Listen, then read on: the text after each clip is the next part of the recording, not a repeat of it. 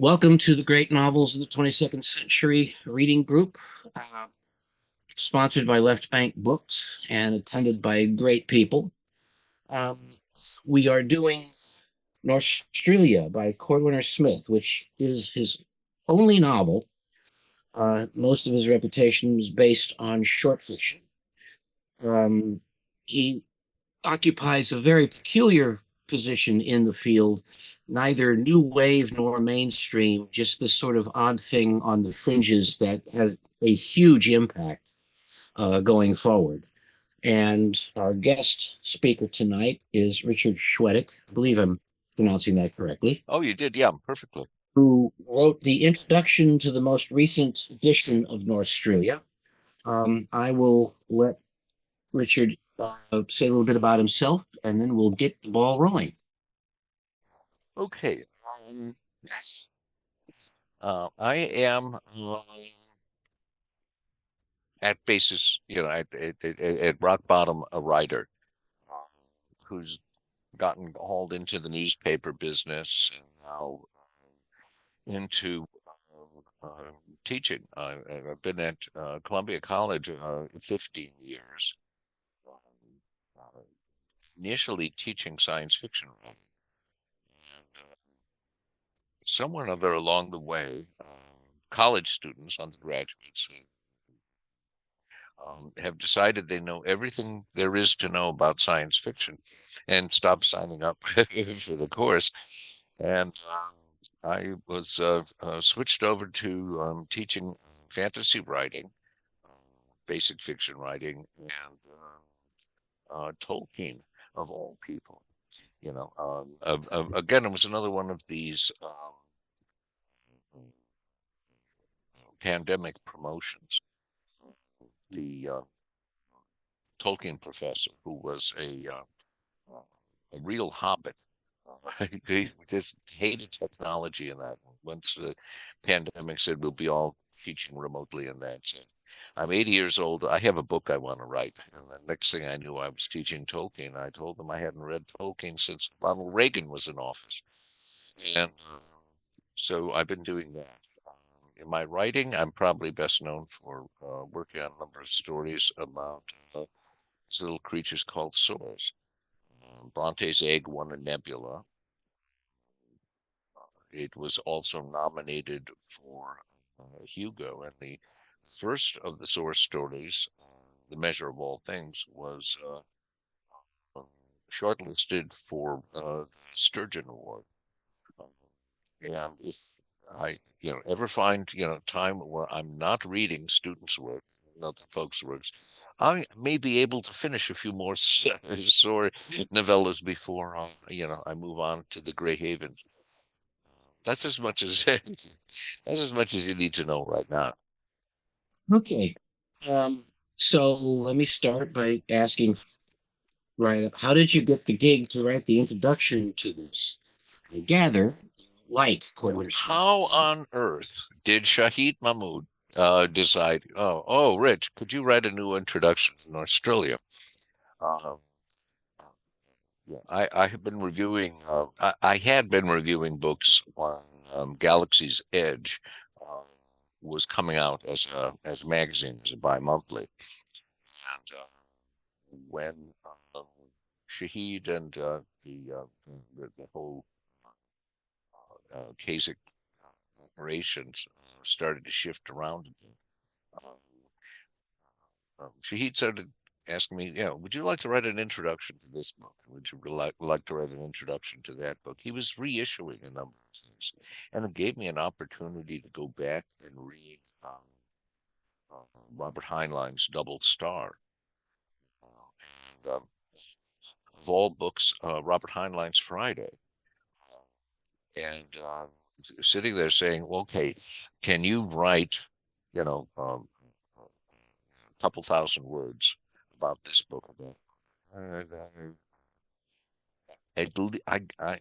he didn't throw the stuff away, so he was interested. When it came to Australia, I said, I am not a Cordwainer Smith scholar, and I know many people who are much more familiar with Smith's background, and I, like most folks, I had read mostly his shorter works, and but when Shahid uh, said, "Would you like to write the introduction?" I said, "This gives me an opportunity to read Norstrilia," and I said, "Oh, wow, great!"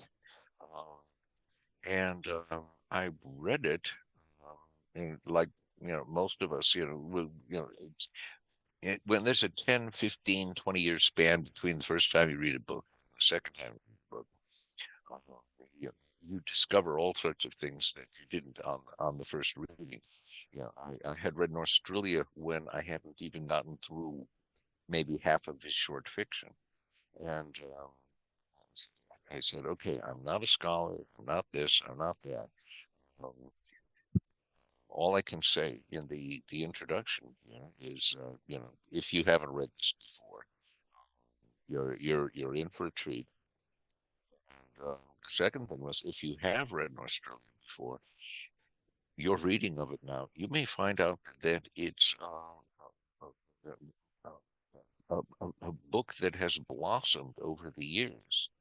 Um, I love the title of this series is the novels of the 22nd century, because I think that Smith anticipated so much of what we're in the midst of after this time, and with a brief glimpse into where we may be going. And I thought that I was being very clever in the introduction. I sort of said, "Well, I've been reading all this Tolkien because I'm teaching Tolkien," and so they said there is a number of parallels between Smith the writer and Tolkien the writer, and in a sense, what we're looking at with the whole universe of the instrumentality of mankind and everything that occurs in Smith's science fiction is a kind of mythology, um, which is what Tolkien, at various times, claimed he wanted to do with um, the Middle Earth stories, was to give Britain a sort of authentic mythology. Smith wasn't going to claim the mythology for any larger number of people, but it's a personal mythology, and in some ways, reading Norstrilia um, puts together a number of the threads from the stories that we've read before. And I said, "Oh, gee, aren't I clever?" And then I went over and read the introduction to the Nesva Press edition, and in there they quote Theodore Sturgeon saying, "Oh, this guy may be our Tolkien." And I said, "Okay, you're never gonna get one up on Theodore Sturgeon. Bless his heart." Okay, that's all I have to say about that. I found that an interesting parallel with Tolkien, since they clearly were completely different forms. But the whole idea that it takes place in a relatively undetermined time. I mean, yes, the instrumentality is far future, so far in the future that, dates are rather pointless. Um, 16,000 AD. 16,000 AD, but, what does that mean? I know. And but the other thing that I think was interesting was he decided that human beings really didn't haven't changed all that much, and because they had acquired this incredible power, they were able to set in stone, for want of a better description, their class prejudices. And if they couldn't establish them over each other, they could create an entire subspecies to establish them over, which was both disheartening and fascinating. Uh, I was reminded very slightly of Jack Williamson's Humanoids, Mm. uh, and some other early examples of even Carol Capek's RUR, where we're going to create our slave class, uh, partly to avoid the moral ambiguity of enslaving other human beings. We'll make them inferior to begin with. That way, we won't have those peculiar tangles.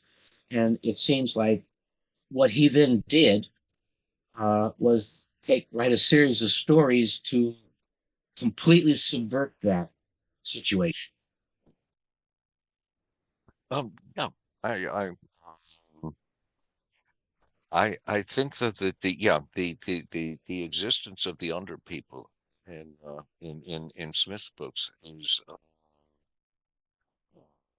a revisiting of the same issues that we've encountered with robot stories in the early and early modern history of science fiction. Um, the, the, the, the, the thing that is interesting, all the way from to Karl Kapek, yeah, is that you create the thing and you create it intentionally um, to be quote inferior, um, and it ends up surpassing everybody's and anticipated notions of how these beings are supposed to act. Um, the under people, in some ways, are uh, much more suited to surviving in this in this strange world that, that Smith depicts in there. And that kind of thing keeps happening again. Reading Smith and the under people, the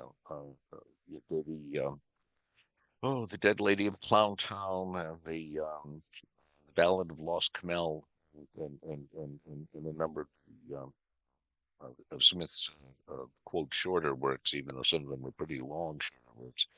Uh,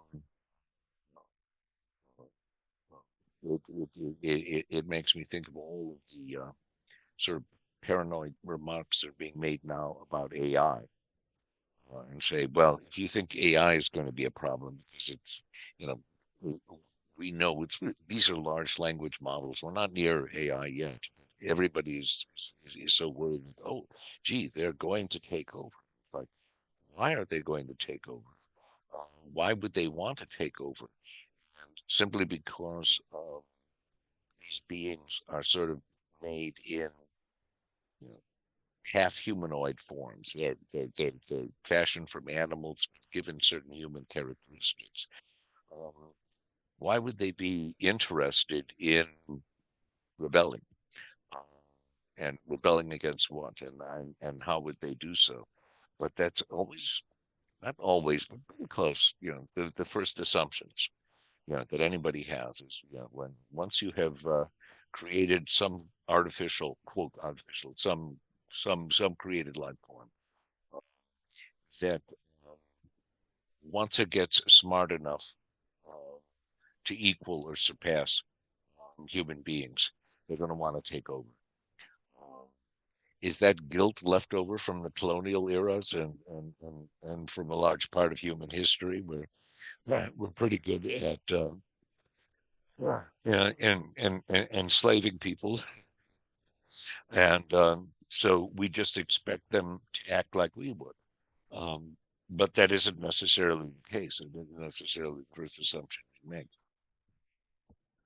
I think in some ways, and this just occurred to me, maybe a different comparison would be to Asimov's robots. Yes. Uh, for one thing, and we see, even as the humans do worry about the under people feeling resentful of humans' position as their quote creators and also oppressors, under people, while desperately wanting to be free, also love and have no ill will, no obvious ill will towards humans. They want to make humans better. And that's very much like what someone like Danil Oliva wanted in the robot stories. The other key thing about Smith and Tolkien too, of course, is that they were both Christians and quite sincere, if perhaps somewhat eccentric Christians. And there's a lot of Christian imagery and theology, even, and certainly in Tolkien, and also in Cordwainer Smith stories. And that's noticeable in Australia. I think Smith had plans to do a lot more, and he died very young. But uh, it's intriguing.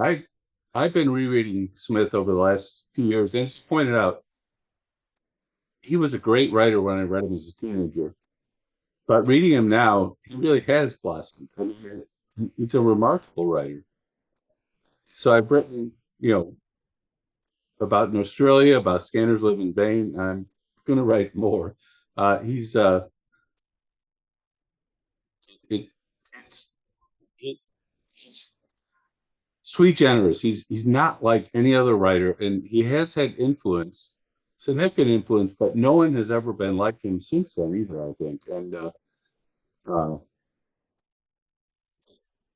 he's someone I don't think we've come to terms with yet. And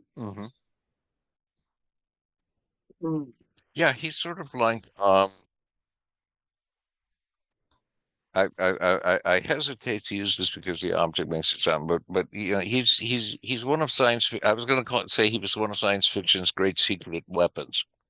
Um, but I don't want to attach the weapon to it. He's one of our great secrets. Yeah, everybody has heard of Cordwainer Smith.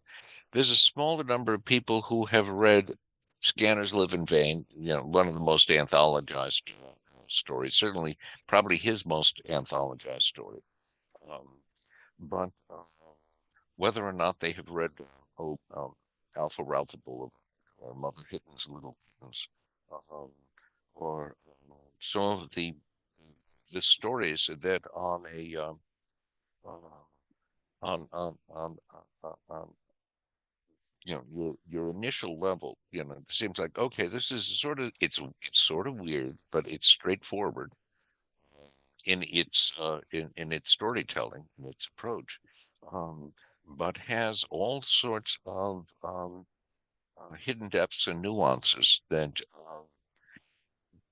in our youth we they may have made noises like the cicadas outside my window right now, but we really didn't pay attention to them then, and now suddenly it's like, yes, I think I'm finally getting what Smith was getting at, or at least I'm a lot closer to it now than when I first encountered these stories many years ago. So this is the first time that I've ever read anything by him and read this story. And I have another group of people that I met with today, and they always know, I tell them, oh, my book club is tonight, and they'll ask me what the book is about. And I'm like, well, how do I even describe it? And I started to describe it, and I'm like, well, this sounds awful. This sounds like completely insane. How could that even be any good? As I'm trying to describe it and make sense of it. And then they're like, so what did you think? I mean, when you get to book club tonight, what are you going to say? I'm like, I really liked the story. It was interesting to read, and the weirdness of the gigantic sheep, and the those kinds of setups, those sound really strange, but the story, it's like it was a very compelling, interesting story that was easy to kind of get lost in, even though it sounds insane to try to describe what went on. So I think that's the mark of a good writer, probably. I think something related to that is like it's not real modern feeling in the sense of like it has a clear protagonist, but he's not a real clear hero. no, well, There's no like the ending isn't an especially like save the day kind of ending that we often ask for of like current the advice of how to write a book. So to me, when I finished it, I was like, that was great, but why? How do you explain that? It's a really fascinating work, and there's a lot to think about it.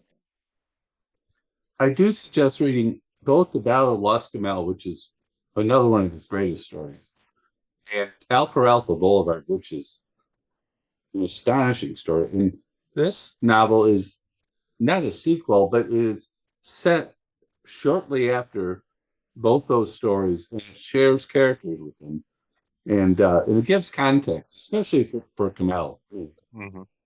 Kamel is maybe the central character in all of the instrumentality of mankind. You could make that argument. I suppose I should ask, did you read the Ness Press edition? Yes. Okay.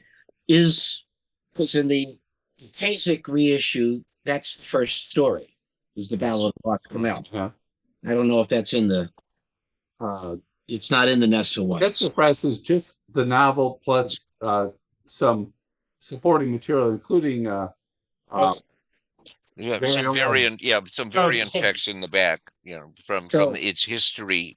It was initially published in pieces in Galaxy magazine. I went ahead and I bought the Galaxy magazine issues, the two paperback novels, Planet Buyer and the Under People. I already had the Del Rey edition of Norstrilia that I bought back in 1975 when it first came out. So I did the whole thing, practically Christopher Rowe level of diving into it. But yeah, and it's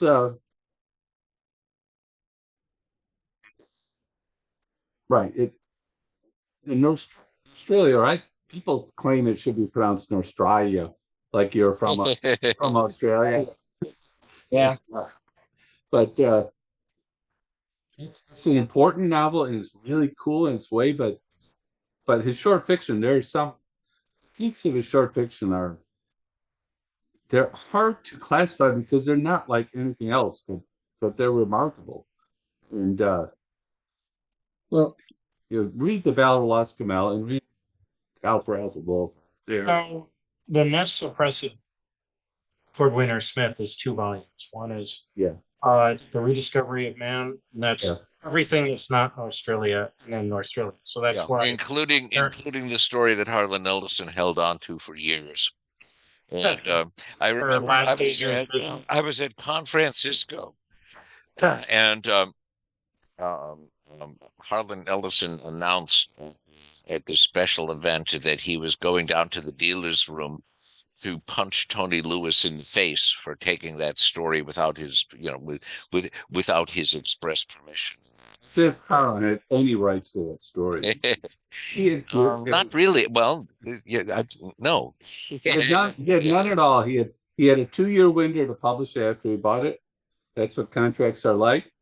Mm-hmm. And I have a and that window, even then, the early 1990s, that window had long passed. Yes. Yeah. So you brought up decades. The original Galaxy magazine publications were based on the copyright in 1964 and 1968. And like Galaxy in 64. Yeah. Okay. Galaxy in second part on the Under People was 1968. But that was based on a 64 story in Galaxy with some. okay. So and then the Battle of Lost Camel was 1962. So this is roughly contemporaneous, a little later than Dune. Getting the Dune stories getting published, things that became Dune, Sci, and Children of Dune, were getting published in magazines around this time. And Rich, I really liked your introduction to the new edition in comparison to Tolkien. I thought the comparisons were apt. And I was like, yeah, you totally paid. I was reading it going, oh, it totally paid off. You taught that Tolkien.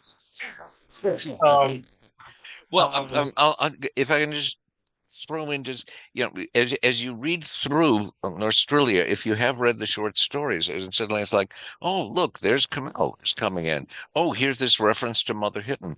Oh, there's this reference over here. So it suddenly you hear the echoes of all the short fiction that keep coming out. And then the other thing is that both Tolkien and Smith, were at least itinerant poets. They can't write a lengthy word, a lengthy text without somebody breaking into song or somebody remembering an old verse and then. So every few pages or so, you run into, another piece of verse. Um, and, with Smith, like with Tolkien. I mean, I was one of these, snotty kids who's like, oh, somebody's reading poetry here. I'm just going to go yada yada yada. Um, but reading it now, I sat down and I said, in some ways, the distilled, compressed importance, is found in the poetry. Um, what you can get to the bottom of Smith by reading through some of these very, very simple verses, that come every few pages or so, with the certainty of the sunrise and sunset. Smith's going to break into a poem somewhere along. I'm sorry, Cliff. No worries. Yeah, I mean that's part of the verse, right? Hmm. It also reminded me a bit of the earlier story, The Green Hills of Earth, Yeah. which has bits of the song throughout the piece. But what I was getting at was that I noticed a lot of, so I like that bit, the embedded poetic stuff was definitely Tolkien um, adjacent in a way, Hmm. but I think that's a also good choice of words. Yeah. um, it reminded me more of Dune in its style and execution. And also it had uh, the same, roughly contemporaneous period, but also like standout book, right? Like Dune is a standout book, Norstrilia is a standout book, but they still are very much products of their time. And there's, of course, the John W. Campbell idea that telepathy is somehow hard SS, right? So that's like baked into the instrumentality in a huge way, but even more than the mental stuff in Dune. But there was these obsessions with um, first of all, the way gender relationships are depicted are very like 1950s, early 1960s, both books. But I think that both authors, although men of their time writing women, were better at it than a lot of other men of their time writing women. I think Hmm. that the sexism in the instrumentality is not the sexism of Cordwainer Smith. Like in the Ballad of Lost Camel, kind of feminist, but the world is assumed to have a sort of 1950s gender thing. So it's really anachronistic in that way. Hmm. There's The several other the places. other focus on the other focus that I found very very strangely anachronistic is the focus on eugenics, right? Like, oh, under people must not go bankrupt or we, execute them. Um, the people on the planet Norstrilia, by their team, they're either judged good or they're executed. Like Hmm. it seemed to me like, well, they're billionaires. Couldn't you just ship them off world if they fail the test? Give them a few $1 billion and let them into the instrumentality? Why did you kill them? I mean, it was just really strangely, and the answer seemed to be this kind of eugenics, where like, well, the men of Norstrilia are like lords of creation. They can go anywhere in the instrumentality and fight, beat up anyone because they're all genetic survivors. They're the fittest of the fit, and that was like really creepy, kind of Nazi level, Henry Ford level eugenics. Except Right? that I I don't think think that Smith that meant that at meeting all. Smith, I don't think that Smith is presenting Australian society as being any kind of It's an certainly not ideal, a paradise. No, I'm goal. not suggesting he is, but it's the underpinning Um, of the novel. The idea well, that there humanity is an will come to this underpinning, thing. but the underpinning of the novel is a kind of critique of the whole world. As a matter of fact, um, everybody who seems to think that they have some control over something is undermined Yeah, in the case of the under people, it is literally undermined. The surface people can't get along without the under people. If the under people just sort of said, screw this shit, we're getting out of here. The surface of old Earth would just, it would just shrivel up. Um, Even, if the instrumentality has any, yeah, and any, sharp insight into the situation of this world, they sort of understand everything is in conflict all the time. I think this comes from Smith's professional and academic background. For being a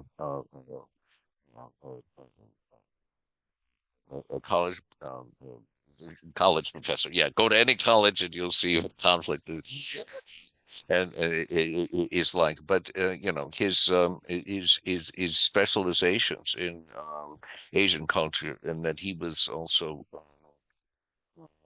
a consultant to both the State Department and the Defense Department. And his view of the world is that there's a lot of things that we say, and there's a lot of things that we say we believe, and they're not true. And there's always uh, an ironic level in which these things are. The sirens are coming for me now. You could hear them through the mic. I think. I'm a half a mile away from a hospital with an emergency room, so this happens every now and then. We Anyway, can't hear it. It got, I think oh, it got good, good. filtered out. Then But then. you're saying like the under people are like undergraduate.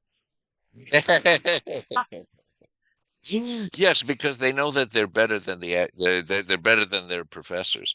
But the other level is that in that Smith presents this stuff, but isn't necessarily presenting it as an ideal. Everywhere he's able to find the flaws underpinning each of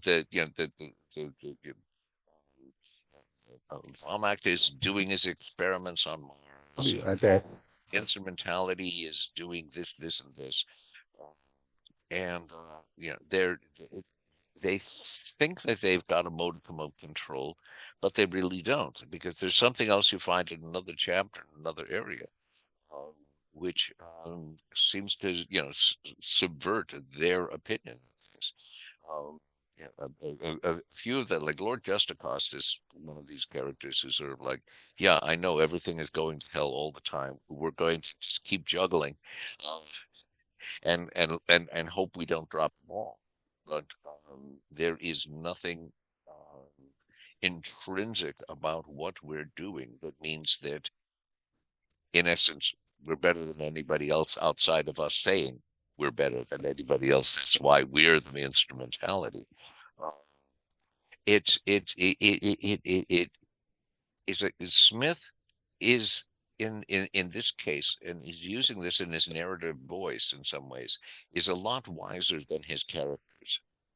Um, and you don't have to go too down, dig down too much deeper into his text to suddenly see he's aware of all the flaws that we're getting in each of these sections of the story, as Rod McMahon is heading on these various ways. It's kind of a joke on genetics as well, that these characters have these long names, and Rod McMahon is the 151st, in a long line of bands, and it's like, well, that what does that make you, other than slightly younger than Rod McMahon, the 150th? And we end the story with the kind of, man, there will be a Rod McMahon the 152nd, but they're not going to appreciate much of what has happened in the world preceding them. One of the things I really like of the book, just to add on to this discussion, is that each society exists on its own and counterpoint to each other. I'm thinking like the very beginning of Milan Kundera's The Book of Laughter and Forgetting, where there's someone living kind of he's kind of anti the government, and he knows how the government shapes and reshapes history and manipulates history. It starts off with this great image, the beginning of the Czechoslovakia under communist rule.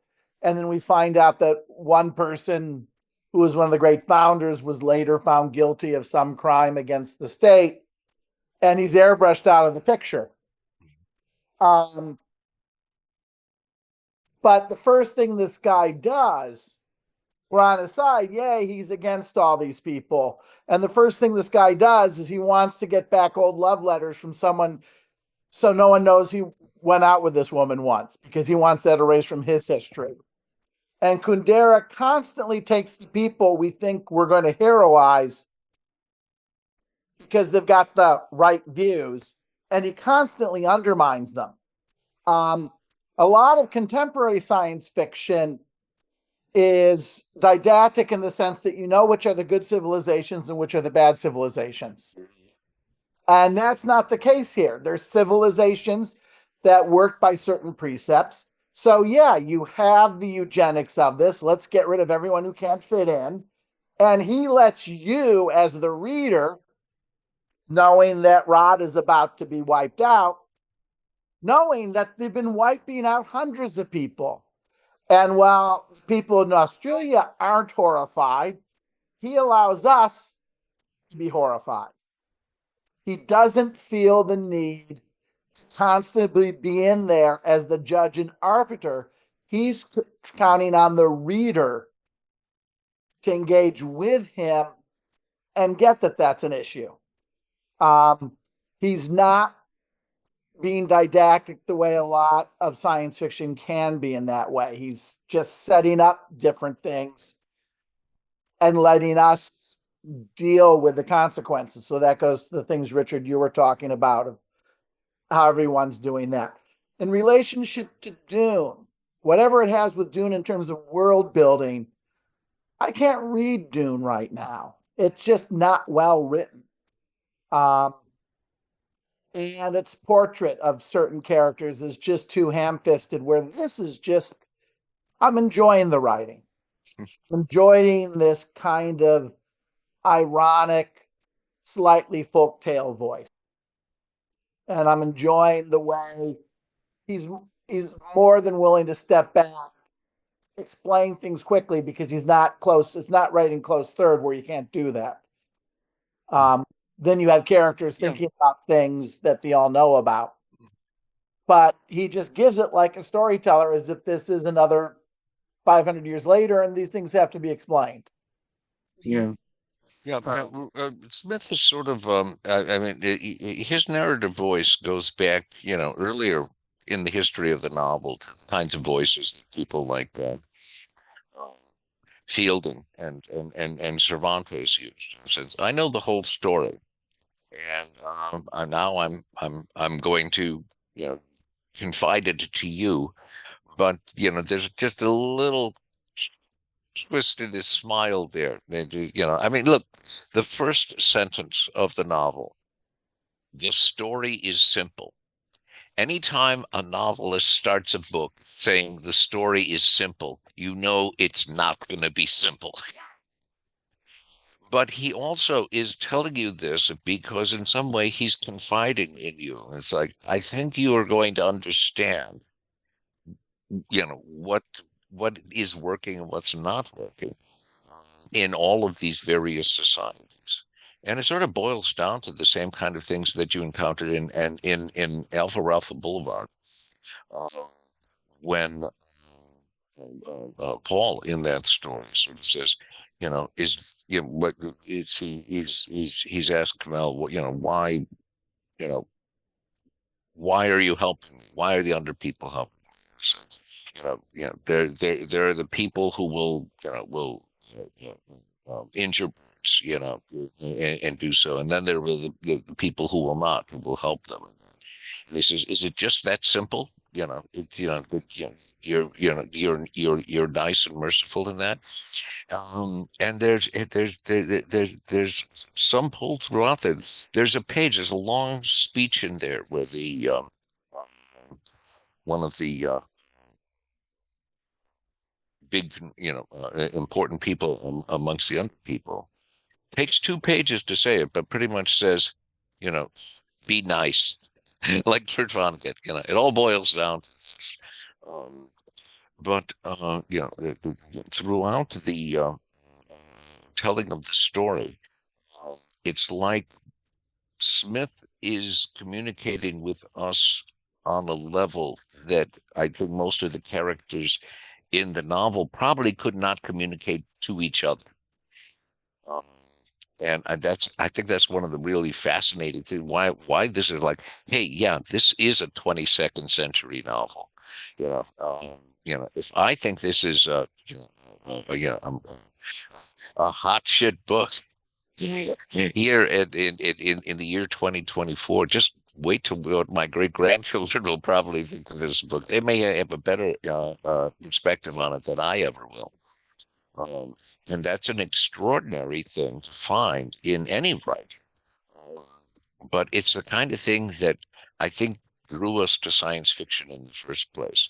And in some ways, as you mentioned, Smith is sui generis, but he's sort of the thing that we're looking for when we read science fiction, and an insight into a sometimes incomprehensible world.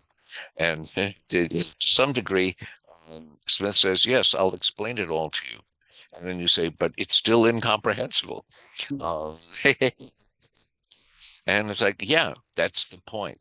Uh, and yeah, okay. I wanted to. One of the ways that we can comprehend it, Justicus is an interesting character because he's an abolitionist, right? mhm. And that's something, especially an American reader, can understand.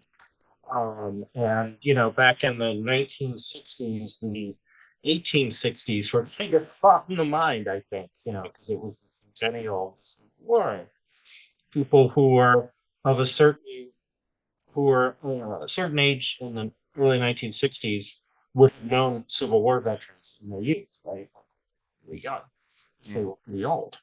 So it was pretty close memory. And I think, the under people underlying the instrumentality were kind of like the brutality of slavery underlying. We were also Right? in the midst of the civil rights movement, Yeah, yeah. and on top of that, we had just celebrated the Civil War centennial uh, just a few years before that. So, yeah, that was very much on the mind of writers at that time. It's interesting because the emphasis of a lot of science fiction from that era is technological.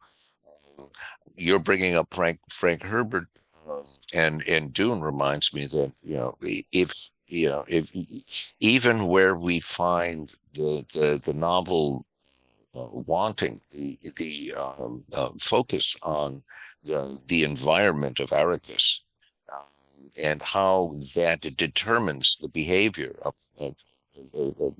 the natives of that planet is important. Also, I recall in I think it was in the second installment of Dune in Analog, in that same issue, if I'm not mistaken. And I usually am. That's why I let my students have cell phones, because they keep looking up this stuff, while I'm in class. It's like, no, no, no, you got that wrong. Or wait a minute, son of a bitch. Yeah, before I go off on too many tangents, but in that same issue was James Schmitz's balanced ecology, which was again a look at, not necessarily the technology that makes the interplanetary and intergalactic travel possible, but that the environments of planets have, very strong determinant, they play an important role in the in what comes out of stuff like Yeah, so I just used my phone to yeah. look something up, which was that Silent Spring by Rachel Carson was published in September of 1962. Hmm. So that, of course, jump started the environmentalist movement and blew people's minds. And was, Dune was serialized in 1963 and 1964. This novel was serialized starting in 1964. So I can't help but think that whether or not Cordwainer Smith read Rachel Carson, that she had to have had the influence because she was so huge at Hmm. the time.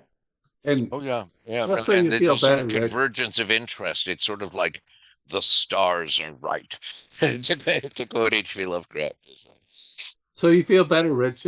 Balanced ecology did in fact appear in the same issue as the first part of the second analog serial of Dune, Ah, okay, Pocket of Dune. okay. Yeah, the I first used part of the my second serial. computer. That sounds accurate. Yeah. Thanks, thanks, Rich. So we can look this stuff up on real time.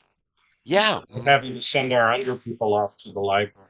Well, just on the subject of Cordwainer Smith, I'd had my science fiction students reading Alpha Ralph Boulevard, and I started talking about Cordwainer Smith, and I had a student who was well, incidentally, it's not important, but he was the nephew of Sam Raimi, filmmaker. But he's sitting there on his phone, and I'm sort of saying, "Oh God, Max is not really interested in the story." And he's looking at his phone, and he says, "Son of a bitch, there really was a guy named Cordwainer Smith." And he says, "Do you think I'm making all this stuff up?" It's like, do you think I go to the classroom and say I'm going to make up all this stuff? And it's like, okay, now I see what they're doing. They're fact checking me, and I sort of said, okay. Well, that's much better than chatting with friends or drawing cartoon versions of you. As long as they're not playing Candy Crush or something. Exactly.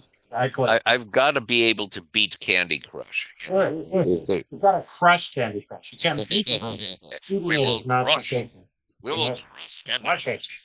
Crush Candy Crush, and it will be crushed candy, and there'll be little bits everywhere, all over the porch. And the shadows on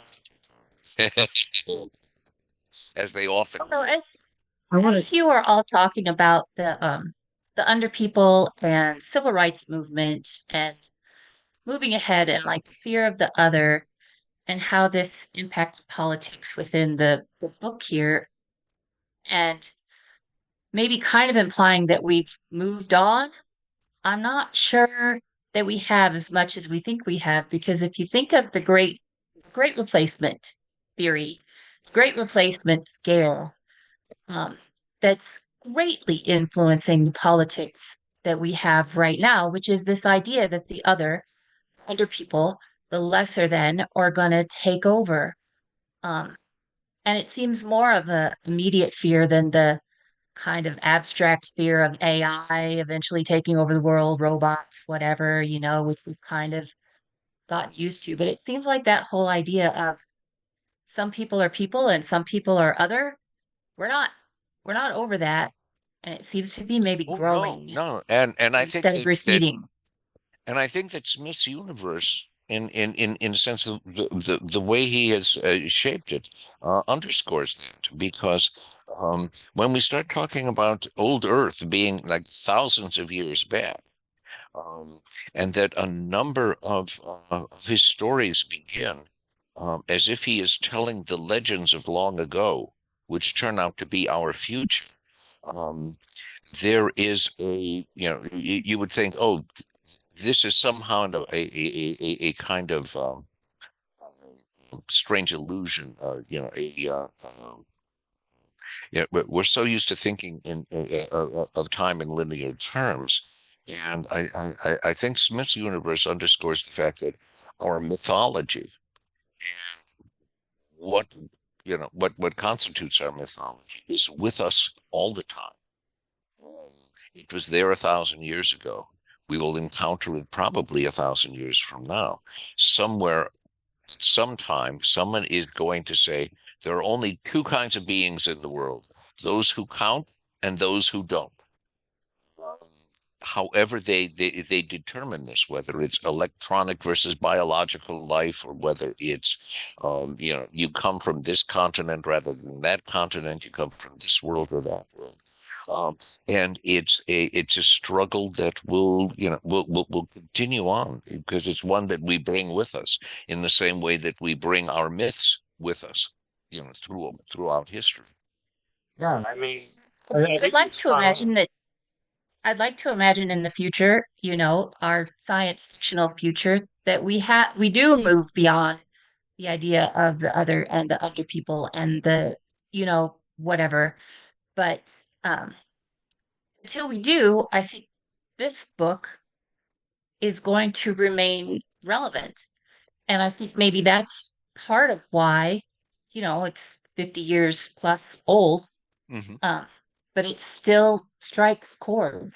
And you hope that in 100 years, people might read it and think, well, this is a ridiculous world. Nobody's ever going to think like that. How could people ever be that way? And that would be great future. But Well, it's the nightmare of bureaucracy, which never goes away. I mean, in that sense, he shares something with Stanislaw Lem, uh, who I finally realized because just recently I read the Futurological Congress, and I have to admit I didn't like it, even though I enjoyed the reading. And I realized the reason I didn't like it, and the reason I don't like it a lot of Stanislaw Lem, is that he really didn't believe we could get better. I mean, Well, he kind of on record as not having liked 90% of science fiction, especially American science fiction. And I think it was because he was a cynic about the human condition. We're going to build starships and we're going to build great cities. We're going to be technologically marvelous. And basically, we're a bunch of screw ups, and we always will be. well, he did live in the behind the eyes, He right? did. He did. But And I do That's want correct. to. He was born in Lviv, which was the city that just got bombed by the Russians the other. I was when I heard about Lviv, I sort of said, I think that's where Lem was born, and so I was thinking, I wonder what Lem would be thinking of this whole the invasion of Ukraine. And the other thing that occurred to me, because I happen to be reading about it, is in Plato's Republic and a variety of his other writings, when he started talking about the ideal polis, everybody forgets he designed these utopias and said, "Here's how we could have the ideal state," but there was always a caveat: this too will unravel. This is not permanent. And yet humans try desperately to make their inventions permanent. And the instrumentality would seem to be a perfect example of that mindset. But the one thing you talk about, Lisa, you talked about in 100 years in the future, we'll be over this. One of the things we see in instrumentality in a lot of robot stories, in a lot of science fiction, is that in 100 years in the future, hey, we're not terrible to black people, or we're not, you know, we're very egalitarian about whatever identity we want to talk about today. But then you find that we found another identity 100 years in the yeah, future that we we don't move know on about from now. biological versus non-biologicals. All biologicals are good, but we can't trust those computers. Well, Fred Pohl wrote a delightfully nasty little story that addresses this. It's called The Day the Martians Came. Yes. And the whole story, if anybody hasn't read it, takes place in a bar in a hotel near the place in the desert where the Martian spaceship was landed. And they're all reporters, and because they're bored because there's nothing to report yet, they're all sitting there getting drunk and they're telling stories and cracking jokes, and they're all Martian jokes. And they're the same old. This is the new iteration, and there is a black waiter wandering around with filling orders, and one reporter says, "What do you think about the Martians coming?" And he looks at the guy and says, "I'm really glad." Yeah. There's someone who will be taking over the part Yeah. that I played. Yeah, no, Fred Paul. I think Fred Paul sometimes is best when he's you know under 2,000 words.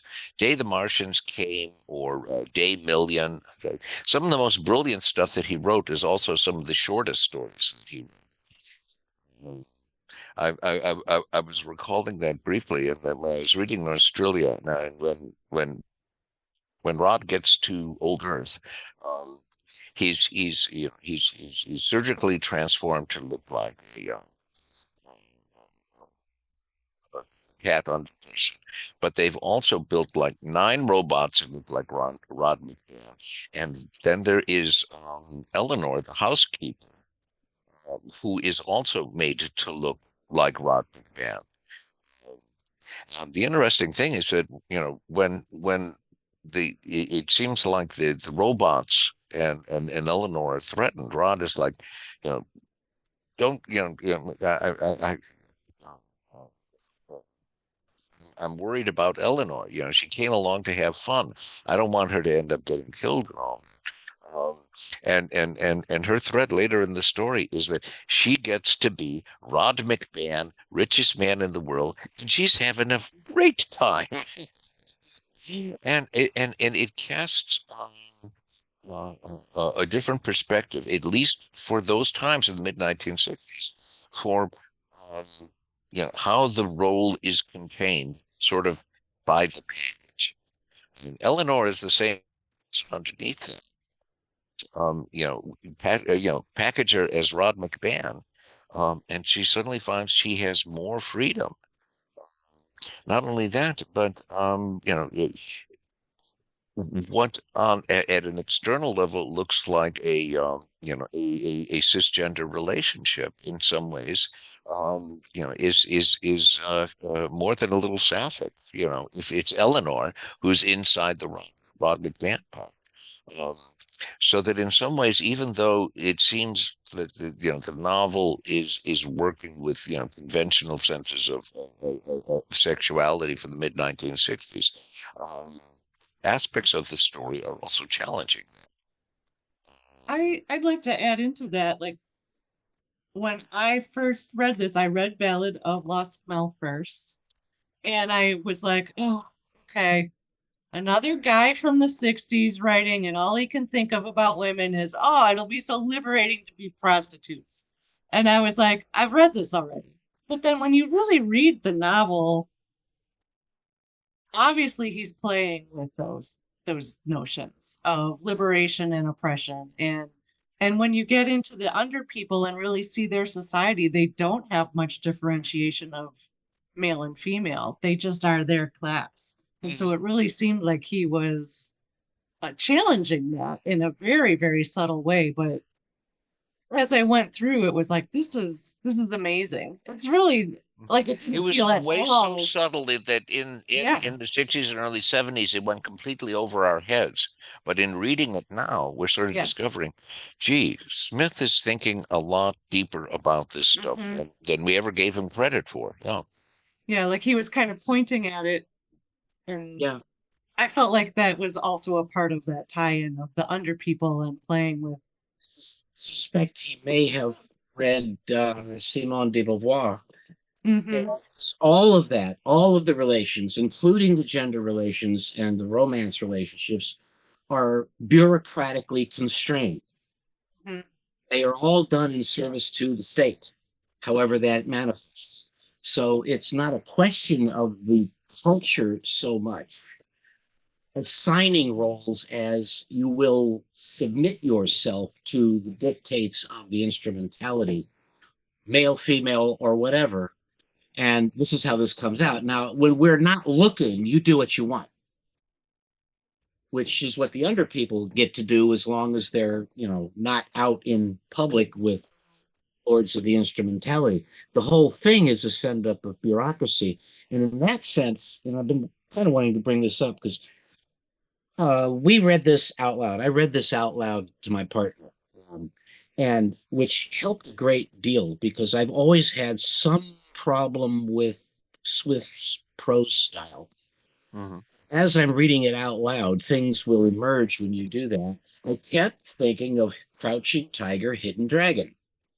He has a very Chinese approach to narrative structure. Which, Story is born. yeah, which itself, well, yeah. Um, Well, he was schooled in a number of Asian countries. He was born in Milwaukee. By Okay. golly, Where did he grow up? he had cheese curds in his blood. Same as my dad. Yeah. But yeah, no, his experience, and well, and he was fluent in many Asian languages. Which is again another comparison to Tolkien, whose facility with languages is just extraordinary. But Mark, I'm so glad to see that you read it aloud, because I think one of the keys to both Tolkien and Smith is that they're greatly influenced by oral tradition in storytelling. And reading the passages aloud, suddenly it's like, yes, now I get it. And you're able to read a number of these things with a new perspective. Which is a marvelous sense of discovery with an author like Smith, that when we're in a grumpy mood, we sort of say, well, what's new about Cordwainer Smith? He's been dead for years.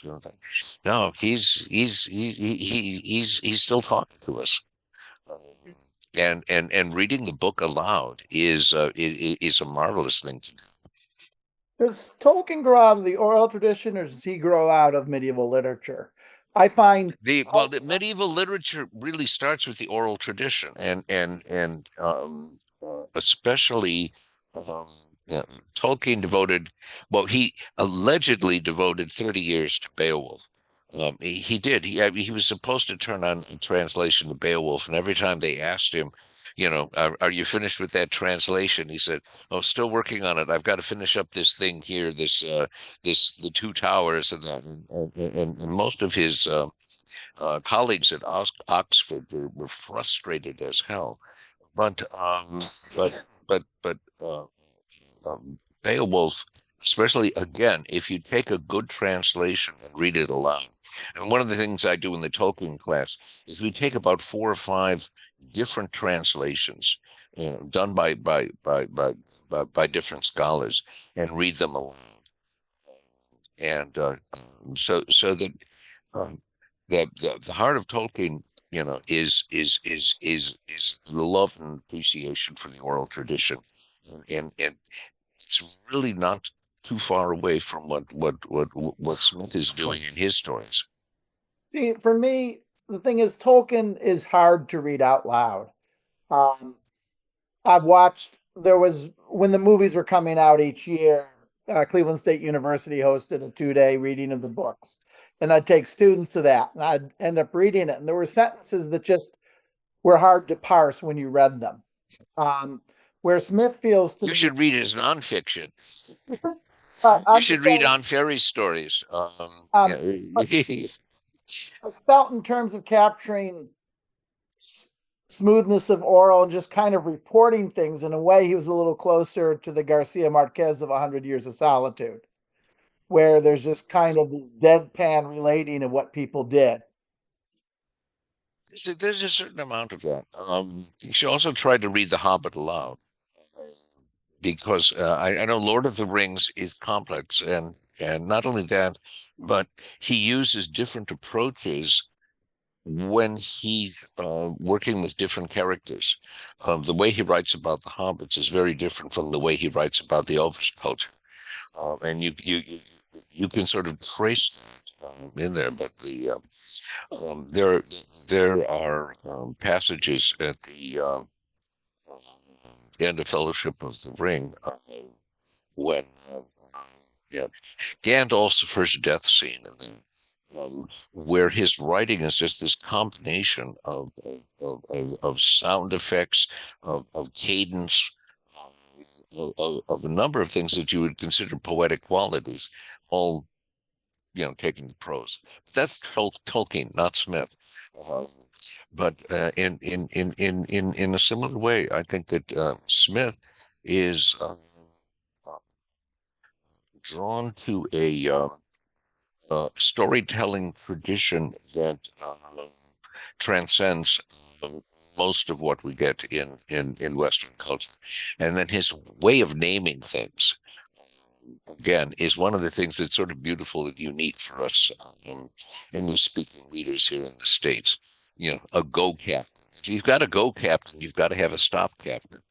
Uh, you know, and all of these different places, you know, he gives these names that in some cases could be, you know, literalizations of Asian terminology, but it gives it a sense of being, wow, that really is, you know, a culture that is far away from ours, or something that is in some ways very distant.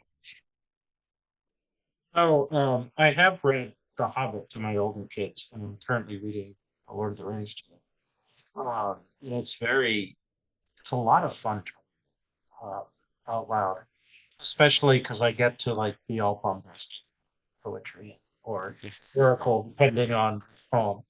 Like I read the poem of the rings very much. Where he would roll my R's and I said, three rings, you know. Um, but one of the Beowulf translations, one of Hugo one, recently was Maria Headley's translation that starts off with, "Bro, Yeah, tell me how we still know how to speak of kings." You know, it's just a very, very modern translation, which is delightful. You know, it's almost some level looks kind of a new book, but it's also, you know, just a it translation. is the original text. Yeah, yeah, and I think one of the reasons I did the exercise in my class was that the Headley translation had come out, and there were certain traditionalists who just sort of said, "Oh my God, what are you trying to do?" And we sort of said, you know, Headley is doing what every other translator has done beforehand. In a sense, they're trying to bring um, the old story into a modern sensibility. And you know, well, I went through, I did the line counts in that, and it's like Headley ain't cheating. As a Nope. matter of fact, in some ways, her translations are closer to the original Old English text than you know, certain other variations. Yeah, she's the best translation since Seamus Heaney. Yeah, there is there, and I always forget who it is. Seamus Heaney's got a great translation. It's really good on certain aspects. And then there's another translation that I prefer. What is it? Howell Chickering. Nobody knows who Howell Chickering is, but Howell Chickering is doing really good stuff. That that yeah. Why am I blanking on the names? Because I'm old. The Haney translation could do better. But between reading both of those translations and then you get a picture of Beowulf. Um, but again, part of the oral tradition is not necessarily in the words that we have written down. We've only got one version of Beowulf, but it's in what the teller can bring to it, which is why Cliff doing his reading of The Hobbit is sort of like, yeah, now we understand the oral tradition. How do you capture that, though, in words on paper?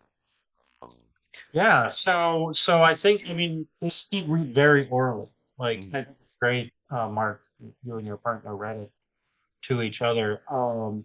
I it reminds Oh, it me, looks like you know, Camille. Lisa's got Camille in front of her camera yeah, there. right. One of the Mel ancestors.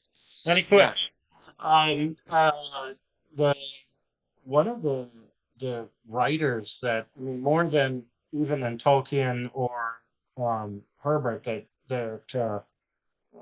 Smith reminds me of is the last in terms of writing about this period, you know, kind of the oral thing, or Delaney, like thinking like time considered as a helix of seven precious stones, that kind of writing. So even though I don't think anyone would saddle uh, Cordwainer Smith being part of the new wave. There are sort of elements of new wave writers that I see that are simpatico, the kind of um, you know, sort of wild ideas meshed with an old folksy way of telling a story that he's doing with this book.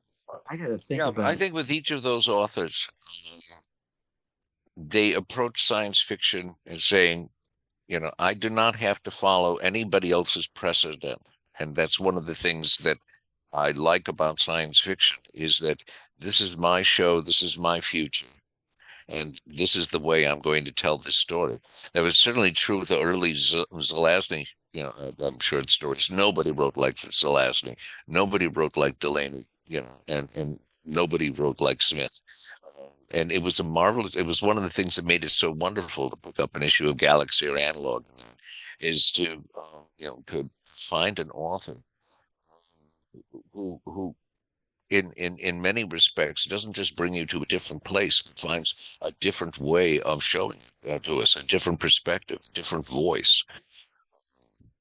Yeah, each of those characters very very distinct authors.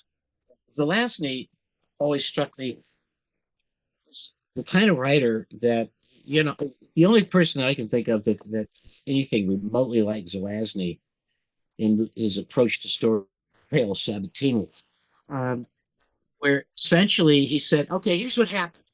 I'm not going to tell you why it happened. I'm not going to tell you what these people were thinking. This is just what they did, and this is what happened. You figure it out. And since what he was describing was slick and adventurous and exciting, you just went with it. But then you were left with the hard work of figuring out what are these people thinking. Smith sort of does that, but then from time to time he will stop and have one of his characters explain why they're doing it and what they're thinking or feeling. I, one He thing, doesn't put you in their head. both, I know Chip, 'cause I've heard him say this, and seen him write it, and I'm pretty sure the same is true of Zelazny. Neither one of them would ever have claimed to be a new wave writer. Right. And Yep, they're the ones listed as the American New Wave writers along with Harlan Ellison. yeah, and Yeah. okay, I have thoughts about that, but the meaning of new wave I bet you have thoughts about it. only in the sense that they were new at the same time as the new wave. I'm not sure. Something you need to deal with is to understand why they were not the same as Michael Moorcock or the rest of the English New Wave. And conflating them, to me, is not useful. I mean, I will accept the New Wave. you could make an argument that the New Wave was an exclusively British film. Good. The legitimate, yeah, in America, I think it was everything that John Campbell would never publish. Right. Yeah, no, you And could get Cordwainer Smith was someone John Campbell had never published. Yeah. get a room full of until Ben Boba was editing. He was clearly influenced by things that John Campbell did publish. And I'm going to say, Oh yeah. Earlier I talked about a couple of different aspects, one of which I thought is really dated, and that's the eugenics, which is separate from the whole civil rights side of it, which I think is sadly still relevant, especially after that Unite the Right rally in 2017, during the Trump administration. We're still very much a society where racial inequality and the idea of replacement theory is absolutely current. But the whole the eugenics side of it, which is the killing the unfit of the people in Norstrilia and killing the unfit of the younger people, that was kind of Campbell, right? He was the eugenicist. Yeah. The whole telepathy, all of humanity has developed telepathy, that was Campbell, because he was in parasitology. And so I think that even though Campbell wouldn't have published this, it definitely shows his influence on the genre. I think he's reacted. Well, the eugenics of killing off is depicted in Smith, but I don't think that Smith is condoning it in any way. No, not at all. Not any more than. But the focus on eugenics is to sort of say, it seems like everybody needs to kill off somebody else to feel, feel justified or to feel in some way unique. Look, in a sense, this is what I was talking about when I said that everything again, this is bureaucratically constrained. Eugenics in this is we have this system. If you don't fit, we have no room for you. It's the Well, bureaucracy so saying you gotta go. they live forever. Effectively live forever. Yeah. Yeah. Somebody's got to go somewhere if you want any new people. And that's, I didn't necessarily think of it as eugenics, although now that Cliff, you brought that point up, maybe it is, but for a practical They're not trying to reason, recruit. because apparently they figured out the living forever, but they haven't figured out that they have space travel and they can go, they're not resource limited, right? So Right. so It's a what big if you galaxy get out more people? There's a whole galaxy. But also, Rod has his computer, which sounds like a IBM 64 or something. He has his computer blow away the Jacob, stock Jacob. market. But they also have spaceships and all this surgery and like preserve someone's whole essence, melt down their body and reconstruct it. But that's another part of in any other book, we'd be like, oh my gosh, can you believe these holes? What we got this, we got that. And the science isn't matching up with, but I read through the book and I was okay with the don't look over here at the little computer in the cave, and sure there's a spaceship, but it's mostly a room where we use our weapons to kill each other and discuss plot coming up, or I'm like, okay, sure, I don't need to know the science behind that spaceship. That's fine. Well, And that's sort of the way we. Yeah, also Australia is a Luddite planet, right? So they don't have. Right, yeah. Yeah. But I love that there were classes of space flight. Like you can get the slow boat, you can get the medium. If you've really got the money, you can get a super fast, almost instantaneous flight. Mm-hmm. I thought that was interesting to show, like, there's been a progression of technology and newer stuff still costs more. There's a strong element of economics that runs through the story because, of course, Rod McMahon, thanks to his computer, becomes the richest human being in the galaxy, the richest human being. But what does that mean? And not only that, but how do you translate that wealth? You have you have your POE money, your PO money, people of Earth money, and different other ways in which they measure currency. None of which seems to equate to each other, and it hints back at this whole notion that money is not so much object of value as it is a concept. And you didn't necessarily see that in a lot of the other science fiction that was being written in that period. And now in the age of like Bitcoin and all this stuff, which is even less tied to the gold standard than dollars and pounds, right? It's plausible, right? That doesn't feel dated. It feels very contemporary. Yes. The key to the whole economy, though, is that in Australian terms, the Australians are extremely wealthy, and it gets them nothing but a near subsistence existence on their planet. And that's fundamental, and that's never violated.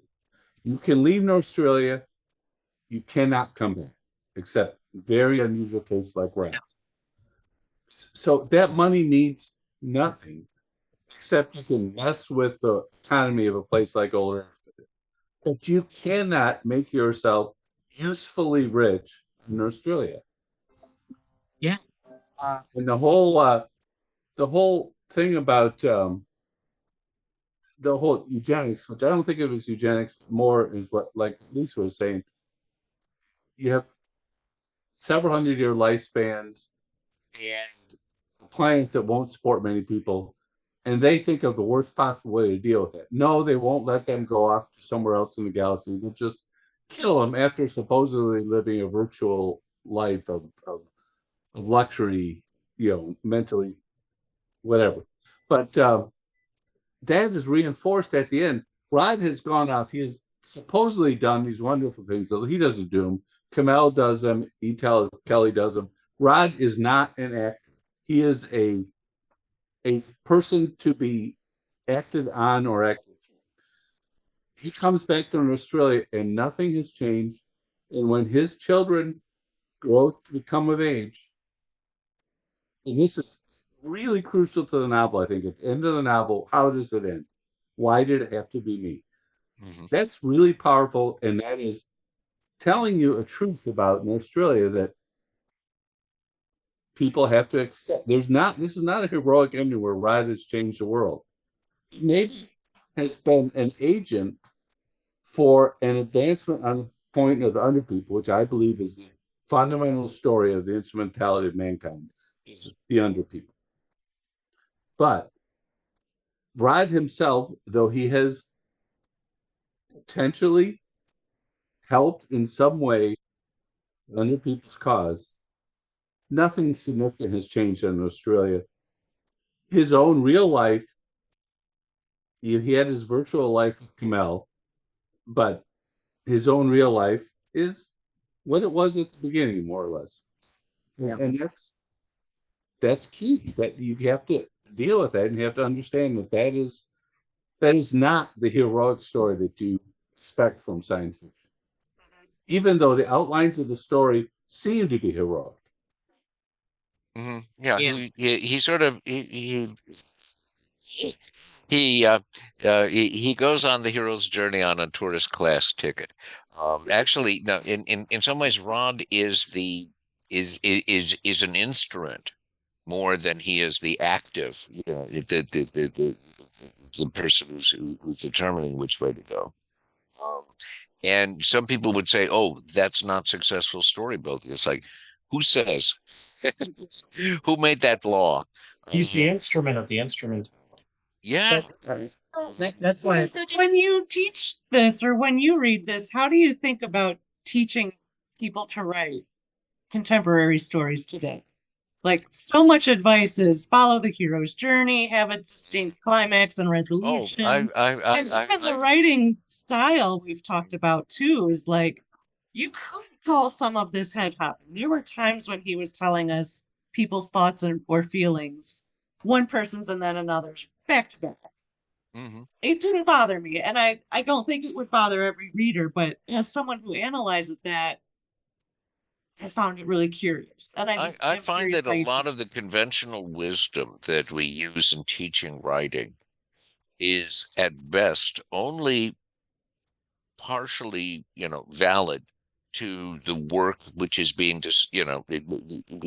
which the students or writers are. We're all writers. Um, are working on at any given time. And somebody says, "Oh, head jumping, that's not a good thing." I was like, for this story, it might be the only thing. Um, it might be the worst approach for writing a different kind of novel, but for the novel that you're writing at the moment, I mean, I forget the famous author who said it. I've got so many famous author quotes in my head. But they said you never learn how to write a novel. You just learn how to write the novel that you're working on at the moment. That one. And in this case, I was looking at Smith and I was sort of saying, oh, I could see where somebody who would say, who's got the book how to write good, how to write novel good, would look at this and say, "Oh, Smith did this wrong. They did that wrong. They did this," and it's like, no, none of the rules that you're presenting me with are relevant to the kind of story that Smith is telling. Not only did Smith break those rules, but Cervantes broke those rules. Henry Fielding broke those rules. Jonathan Smith broke those rules. Everybody did, they they were making it up as they went along and doing the best they could, and they found that one of the reasons why we're still reading those books um, is because they had good instincts. Then we came around later and tried to sniff out, see, he was doing this, he was using this voice, he was doing this in third person and first person. That's all after the fact. um, yeah and as much as I try to direct students like You know, all I'll tell them about story writing sometimes is whose story is this? And then the second thing is, what changes? In some cases, what that means is nothing changes, but that can still make uh, an important aspect of the storytelling process. There's an So, aspect packaging that goes with it too, because what we put a premium, at least in Western literature, and presumably in other literature, that one of the fundamental things that has to happen in a narrative is that the main character, preferably the main character, has to go through a change. That they have to somehow be different at the end of the story than they were at the beginning. This is an instance where Rod comes back to Norstrilia, and as you point out, nothing has changed. Well, he did change. He went through several changes in the middle. Mm-hmm. So he went through transformations there and then left them behind at the end, presumably left them behind at the end. You don't know what he's going to do when he gets up the next morning after the book ends. We've come up, Ooh, we've like come up over time. Biggest issue for narrative writing in prose is that we're competing with visual media. The minute cinema started, there was competition with people reading books, and television really undermined it. Pulp sty with television. Um, and what you notice is the greater reliance on close first and close third, so that we feel like we're living it with the characters. The one thing that movies can't do. We can watch them, we can empathize with them, we can't be them. So we've generated all these default settings. And when I teach my students, I've taught middle school for 40 years. Um, when I teach my students, I talk about how everything I lay out and what makes certain kinds of stories work as default settings. If you don't know what to do, this is what works, especially for popular fiction. Um, what Smith does is he writes an omniscient voice. So by choosing omniscient voice, he can head jump. Where if I've spent the whole chapter in Frederick's point of view, and he's not a telepath, and suddenly I get Henrietta's thoughts. Of course, as a reader, I'm going to wonder, how did that happen? It'll seem odd because I've chosen an approach and I suddenly switched up for no clear reason. Um, but a lot of American writing has been, even in literary fiction, has been more constricted of what works, what attracts the most readers, what keeps readers involved. And if you spend your time reading works in translation, you find out people are having a lot of fun doing all sorts of shit. And they might start with this, but they're playing with other things. They look at the richer ways you can do point of view or tell a story, or worry. There's a Arab novel, Saudi now I can't think where the writer's from, um, Abdulrahman Munif. And basically, he tells the whole story from the point of view of the townsfolk. And we get everything as the townsfolk see it. And we watch a small, sleepy town change as oil is discovered and the English come in and all sorts of things happen. There are all ways to do it. Science fiction has difficulty of figuring out when am I shooting large, when am I shooting small, because the story itself should be about bigger things because it's science fiction. And that's always the challenge because you want the reader involved. But if you're doing actual speculative fiction, you also want the widescreen too. Yeah, well, one of my grad students one time said, "I've just found out, and that science fiction is the hardest thing to write because everybody thinks, oh, I'll just do a science fiction story, bada bing, bada boom. What do you expect? But to find that balance, the big thing over here, reflected in the small action over there, is no easy task." Well, one thought, and I'm going to throw Tolkien out here again. The way that Norstrilia ends, where it seems to be on a note. Rod McMahon goes back. Everything is sort of like as it was. It's status quo. In the uh, what is it that we end with at the end of Return of the King? It's Sam Gamgee coming home, and his wife is making dinner, and he's got his little daughter on his knee, and then Sam says, "Well, I'm back." And I those are the still think last. might be the Those best are last the line of last words of the novel, and what echoes, what thunders, is that no, you're not, Sam. You may think you're back, but you have gone through so much. And between you and your close friends and everything that you've experienced, being back does not mean that you return to the status quo. Yeah. But Quite Sam the knows that. contrary. Sam knows that very well, and Yeah. I just think that's Yes, he knows. Yeah, powerful. yeah. He really wants it to be true, though, and that's why he says it. My Like contention is all of that us, there's certain things that we want, and we want to believe they're true, and we know they're not. And most of the trouble we have that is reflected in our literature is trying to come to terms with what we want and what really is.